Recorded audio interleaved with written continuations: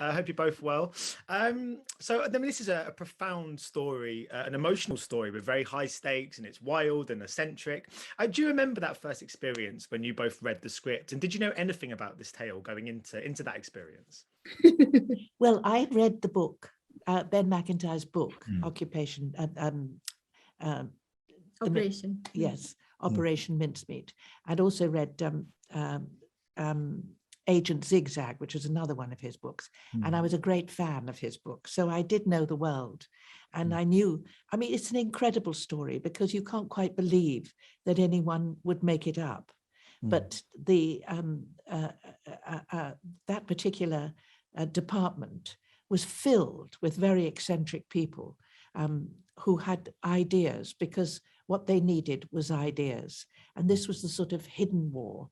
So I had no idea until I read the book, but I was fascinated by the script. And I think the script caught the feeling at the time. It was a very febrile time where people had to make decisions very quickly and come up with ideas. And because we were at a very, very difficult time in 1943, where the war was just on the cusp of perhaps turning round and being in our favor. So yeah, I really enjoyed the script.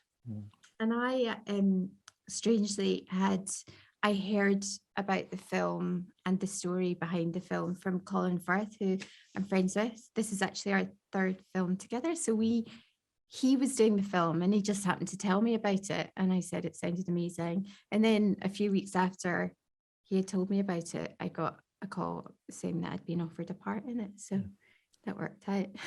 It was meant to be. I mean, is it quite good and sort of important to show sort of women in high up positions during the war, involved in big, significant operations? There's a kind of misconception, which I think is perpetuated by like cinema, of war only being fought by men in battlefields and in trenches, but the war was fought from several places, including the basement that we see here.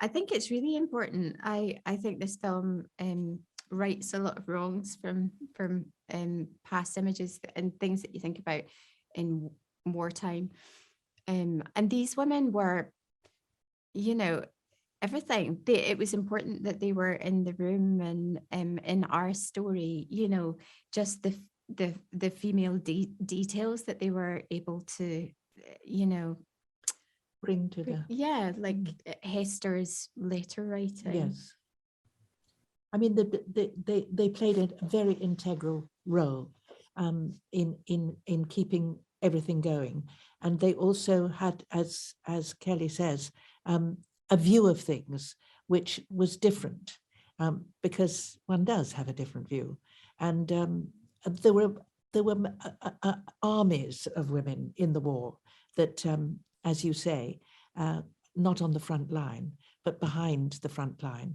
who were working in all sorts of different ways. I mean, in the nurses and the hospitals, on the land army, and in our case, in intelligence. And of course, there was Bletchley Park, who were trying to decode things as well. So their roles in the war were enormously important. I have to say, in broadcasting as well. I was going to say, is that part of the joy in your jobs? Of course, it's driven by the notion of storytelling, but through what you guys do, you're able to give the glory to people that otherwise might have gone unnoticed in kind of history. I mean, in particular, in this story, they were saving countless lives, and yet they could walk down the street and everyone was completely oblivious to their kind of accomplishments. And through your job, you're able to kind of give them the platform and the story they deserve. Is that something that drives you both in what you do? I think that's quite right. And I'm so pleased that you thought that, because I agree with you. I think it's wonderful to give them their moment in the sun, because they haven't exactly been forgotten, but they've been sidelined rather. And also, they did go out. I mean, there was no, that in this film, there's no, oh, marvelous, we've done marvelous things. People were just ordinary people. They did their work and they went home and they made their tea and they went to bed. And there was no glorification of war.